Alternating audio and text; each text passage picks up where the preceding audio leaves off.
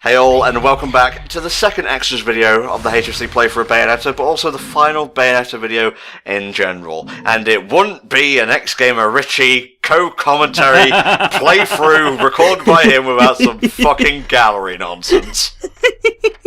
Well, of course. I need to show you these things, because nobody else is going to show you the bloody things, are they? I think you need to go straight to hell and do not collect 200 Umbra tears of blood.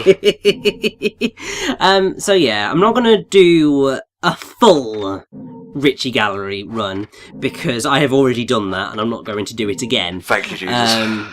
So, if you want to see the full gallery that we're about to see, go and watch my 2012 run of Bayonetta, because that has got everything, including a fight against the optional boss, Halo grinding. I think I did a bit better on the Lost Chapter. I can't remember whether I showed an example of hard mode or not for the prologue. I also showed off, I think, the prologue for Jean and Zero. So there's a lot more in those extras, but for this one I just couldn't be bothered. But yes, this is the gallery, the world of Bayonetta. And it's the gallery you come to expect from Platinum. It's got concept art, 3D models, a sound jukebox, all sorts. So I am going to, I think, show you all of the art that I've got anyway, because you unlock some of them by doing other things. But there's some really cool stuff, because you can see like original concept art for Bayo. And also I was going to sit in the view wall, but I was just like, that's just going to take forever, because it's going to just slowly loop through. So I thought I'll just go and do it manually, because then it's going to go a lot quicker. I've noticed that colours besides gold, like you mentioned, feature more prominently in this. Like the very first one was heavily accented with red. Oh yeah, definitely, and also there's a lot of purple in some of them. If you look at the Eyes of Bayonetta, which is the art book, there's a whole page. Actually, no, it's a whole double-page spread of Bayonetta concept art of all of the concepts that Mari Shimazaki came up with before they settled on the final design. What's also quite cool is for the Switch version, I think also the Wii U version, they've got extra artwork in here showing off the concept art for all of the Nintendo costumes, which is great. And yeah, I do always love looking at the artwork for games, because you learn so much. It helps when, you know, they've translated all of the scribblings around it. But that's just one of those things. But it is just always fascinating to see what the original designs were and where they went to. So, for example, I believe Ardor, because Yusuke Hashimoto, who produced the game, is actually sort of the lead enemy designer in the original Bayonetta, so he kind of came up with most of the concepts for the angels. And I believe that Ardor was actually the first one that he came up with. Oh. One of the other funny things is that the majority of the angels didn't actually have their official names until right towards the end of development. During development, they were just like the round ball things, the car, that sort of stuff. And then the way that they named them was just like, just think of positive words and words that have positive meanings, and then just kind of linked them up to the angels. Do you think they missed a trick not having a chapter set in the past, like around where Luca's father died? No. But also, I think they probably most definitely rectified that come Bayonetta 2. Ooh, nice. I think I've watched all the cutscenes for 2, but I can't remember for the life of me what goes on, so whatever. Even if I knew, it wouldn't dull my enjoyment of the story. Oh, definitely. I mean, when we eventually get to Bayonetta 2, I will talk through some of my misgivings with its story. I don't quite know what's happened in that respect, but we'll discuss that then. It's still really enjoyable, it's still fully Bayonetta and works a treat. It's just not as immensely satisfying to me, anyway, as the original Bayonetta's narrative. Oh yeah, bit of object porn time. I'm all about this. I like watching that How It's Made show, for sure. Oh yeah, and this is quite cool because also it's looking at all of the weapons. Oh yes. And like they're really cool, and like the amount of effort that went into these designs is incredible considering how small they are on the actual character model. And I mean, actually, like on the replica Scarborough Fair gun that I got when I got Bayonetta, it's actually got because there's an inscription on the gun. And that's all there, and it's just like, oh my god, it's amazing. What, is it plastic or metal? It's sort of a plasticky, pot type feel. Okay. It's probably that sort of resin type stuff. I'm just trying to get the what's written on Scarborough Fair. Obviously, Scarborough Fair are based on the song Scarborough Fair, obviously. Oh, come on. Is it going to eject, mate, on the final part of all things? Well, no, it's just more, the information is not there. I could, go grab the actual gun. That would help. Oh yes, there we go. So on each gun it says Scarborough Fair, made by Rodan, and then under that it has the name of each gun. So Parsley, ever joyous, Sage, ever strong, Rosemary, ever reminiscent, and Thyme, ever courageous. Nice. And then are all under Rodan's copyright, which is just quite awesome. The other thing that Bayonetta has is 3D models, so you can get up close and personal with all the different 3D models in the game. Oh my! Yes, so I thought this was sort of the time to show off some of them, not all of them, because obviously if you want to see all of them, go see my 2012 run, because that has, I believe, all of them. Also, Enter wants a fucking cup of tea. He's been out for like the past 20 minutes. Well, you're just going to have to wait a little bit longer, because we've still got stuff to go through. But really, I mean, it's not much. We are going to be in this bit for a little while, because obviously it takes a while to move through all of the different models, because you have to go in, go out. You can't just, like the concept art, just cross through whilst you're in it. I know, I wish they had changed that up a little bit. But hey, the other cool thing is that one of the things that you will notice is that there is there's some animation in some of these. So when you move a character around, their hair moves, and the bits that are affected by gravity move, which is really cute. Aww. But then also you have, I believe it's Enzo, he actually has an animation that he does in this 3D character model viewer. That is such a perfect thing for a character like that. Oh, I know, it's wonderful. Yep, there's our boots. So yes, there he goes. It's not much of a movement, but it is a movement, and it's quite funny. And yes, humans, because there are a few of them, but you can't zoom too far into most of them, because they're really not very detailed in the slightest in the facial area. Well, they're humans, and they don't deserve to be detailed. What the fuck is going on with this guy? Yep, that is one of the upper class Lumen or Virgin? Bloody hell. Vigrid upper class males and Vigrid upper class females. That's what they look like. They look like they came out of a fucking tin of Quality Street. Yeah, they really do. They look ridiculous. And if you see their faces, it's just like there's hardly any detail there, but it makes sense. Beautiful panther. Oh, I know. One of the things that you hopefully noticed with Panther is that as you run, there's like dead flowers that kick up behind the Panther. I'm the one who brought that up in an earlier part. Oh yeah, you were. Obviously that's basically an Okami reference. Ooh, that's nice. Yes, so Jean turns into a lynx, an owl, and a moth. I gotta say, I think her bird form is better than Bayo's. Yeah, I'm more down with owl than crow, but I prefer bat to moth, because moth, well, I mean, I don't like either of them, but at least bats don't annoy me as regularly as moths, and I don't have to murder them. For sure. But yes, getting a good close look at the angels can be pretty fun, because whenever you see them, you're obviously always intensely focused on what's going on. Yeah, of course. So you don't get to appreciate how much detail is actually put into these guys. I mean, just like, look at the intricacy on all of his armour. I love red and gold as a colour combo, holy shit. Oh, I know, it's amazing.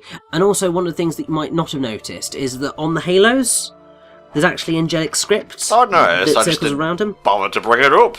Yeah, I can't remember exactly what it says. Look at these Ginyu Force motherfuckers. Well, of course they're going to be Ginyu forcing it up. They did it in the cutscene, they're going to do it in their 3D model. I shouldn't even be a character you have to fight. Yeah! Yeah, there's Enchant, that sneaky little blighter. Talk about Two-Face, but I'm just... It's the end of a playthrough, by me. I mean, it's fine because we're going to end on the best note of all, so that's totally okay with me. I like Golem a lot. Oh yeah, he's a really cool idea, and also really effectively done, because it's got the sort of figure of Yami and sort of that intimidating nature, but also the fact that it transforms into all of your infernal demons is really cool. I haven't seen much of these outside of, like, his initial fight, I have to say. Well, you only fight Golem twice, I want to say, in the story. So there's not really enough time to do that. Ah yeah, so Grace is fire, but Gracious is electric. Glory is electric, but Glorious is fire. Because that makes so much sense. They have cherub faces. I didn't really get a chance to appreciate that factor. No, because you're too busy freaking the hell out because they're coming to murder you. Yeah. And there's Irenic that just sort of is there during Route 666. But hey, it's got halo wheels, so that's always fun.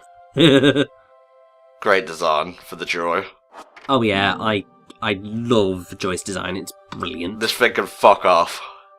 Yeah, it can, but it's a funky design and I like it for that. Mm-hmm. Yeah, it's beautiful design. And then we get the bosses. And yeah, obviously these guys are gigantic. The amount of time and effort it must have, like, taken to polish this thing up. Oh, I know, just, it would be ridiculous. Yeah, it's you. You're okay, I guess. Really fun actual boss fight, but, you know, Temperance, not so much. You're a bit too easy to go on my, like, top of the ranking, so yeah, I think Sapientia took that spot. Yeah, I think it's easily the most hype of the cardinal virtues. I say it's probably then Fortitudo, because he's the sort of first one you come up against. Yeah. Then Temperantia, then Eostitia. In terms of epicness. What about design, then? Ooh. Probably the same, actually. Okay, fair enough. Great design for Father Boulder, you know, never mind the fact that his daughter's head is embedded in his chest and whatnot. That bit's just terrifying. But then also, I mean, Jubileus just... my god. Yes, she is, Richard. But also I love that the halo is also her wings, effectively. Yeah. Like, they sprout out like that, it's just... love it! Alright, let's look at the Infernal Demons. Yeah, it's actually probably the best look that you get to have a look at them. What's kind of hilarious is that in the original Bayonetta, all we got to see of Madama Butterfly were her hands and her legs. The first time you actually get to see her properly is in the concept art of Madama Butterfly. Yeah. Thankfully they rectified that come Bayonetta 2 and we get to see her properly. Yeah, I know the context for that, actually, it's coming back to me now. Oh yeah, and it's just like, yes, we needed this, thank you very much. That thing off the fucking screen, please. I could have zoomed in. Thank you for not doing that. This guy's great. Oh, I love Malphas. But then also the thing that you notice is that when you have Jean out, all of the infernal demons change up a little bit. They all have white in them. I mean, the other key thing is that rather than Madama Butterfly, it's Madama Styx that Jean has as her kind of witch demon ally thing. Like we're in the final mix version of Bayonetta right now. Pretty much, yeah. You think you are the Queen of Sheba? Well, yes, actually. Yes, she is, and she is amazing. Made up of both Bayonetta and Jean's magic. Indeed, and that's just utterly glorious. If that's not a testament to how close the two had become at the end of the game, that Jean would help Bayonetta save the world, I don't know what you need to be told, really. Exactly. Now, those little devils are linked up to Zero, who's the king of them, and you can get them as an accessory, I believe it is. They help actually quite a lot because they can go and attack enemies for you, which can be really helpful. Lirishi, what is the point in a commentary-filled playthrough of showing off the music? Let me ask you. Because I want to highlight the names of some of the songs that I really, really, really like in this game. Fair enough, I suppose. And also to show that, you know, there is a sound test in here, and it's really helpful because it's done in chronological order of when the songs turn up, which I always love in a soundtrack for a video game because it means it's much easier to locate what songs I'm dealing with at what time. Gotcha, yeah. And yeah, just it's also really nice, this particular one, because each of them says who composed the music. Oh, I always for like that particular song. And I mean, it's something that I think Platinum have always been particularly good at doing. And yeah, it's just amazing. One of my favourites, the Afterburner Climax mix. But also because it's one of the only songs in the game to introduce guitars into it, which is just glorious.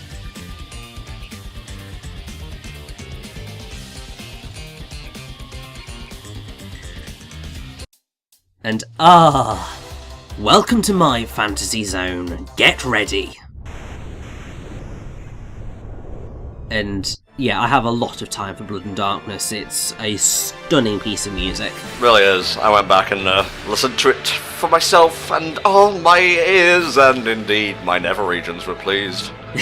And then you have You May Call Me Father, Friendship, The Greatest Jubilee. Just, it's all gorgeous. And then the fact that you have Let's Dance Boys, and then the actual sort of pseudo-original version of Fly Me to the Moon by Brenda Lee. It's amazing. And then you got the original sort of 8-bit versions of all these songs as well, which is just glorious that they're in here as well. That's great. I know. And also you have all the different jingles as well. The only thing I think that this is missing is a theatre mode to look at all the cutscenes again. Oh yeah, what a weird oversight. I know. It's one of the things I wish they had in Bayonetta. I can't remember whether they introduced it into Bayonetta 2 or not. But either way, the important bit is the new release. If you didn't stay for the end of the credits, then you missed this wonderful music video to Let's Dance Boys. I forget like what Gaming Brit video it was in, but he commented on how Bayonetta ends supremely well, and he says, quote unquote, the scene is really hot. sorry, Brit, don't mean to put you on blast mode, but you know, gotta have the bands. Oh, it's fine.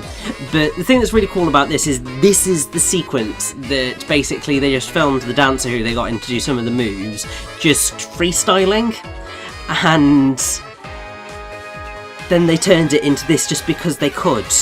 And no, for a game like Bayonetta, it couldn't end any other way. It's just like irrelevant or irreverent, and it's just off the wall.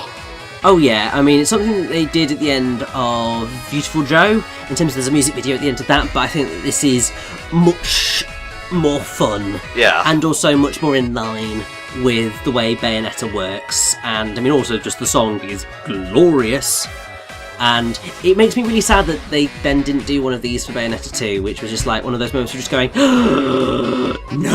Well, that wasn't directed by Kamiya, was it? Exactly, which is the problem. Like, Kamiya is a nut job, and that is why his games are so amazing, because he just puts in all these little touches that people don't necessarily think will make a difference, but they just create this ultimate package in a game, and that just makes you want to kind of keep coming back to them, and it's why his games in particular have such a cult following. Yeah, very much so, very much so. So if you've learned anything from our playthrough, it's that Bayonetta as both a character and the game is some of the best stuff in gaming right now. If you love action games, especially character action games, pick it up. Pick up Bayonetta 2 with Bayonetta 1 for the Switch, play it on the handheld, play a chapter at a time, you'll love it, and you won't get like overloaded with the sass and the style and whatnot. Any closing words for the playthrough, Richie? Bayonetta is fucking phenomenal. Play it for the love of all that is good, and I cannot wait for Bayonetta 3. Please don't disappoint me, Platinum, because I am just bursting with excitement. Oh, now John's joining in. I know, it's just everything, the dancing on a bloody plane, just what, why, who cares? It's glorious, and then it's gonna get even better. Don't think I didn't see that fucking Jonathan and Caesar pose back there. Sorry, Joseph, I almost committed sacrilege on a playthrough. Well, as I said, it's about to get even better in a moment as we rush towards the climax of this playthrough and this dance number. Oh, because geez. They're dancing on a freaking missile. Oh, my god. By the way, loving Bayonetta's short hairdo. Look out for that in the second game. It's going to be beautiful. Oh, well, I guess it's time for us to sign off, guys. Thank you so much for watching our playthrough of Bayonetta for the Nintendo Switch. I've been Entom. And I've been X Gamer Richie. See you next time when we hit the climax once more. Goodbye for now.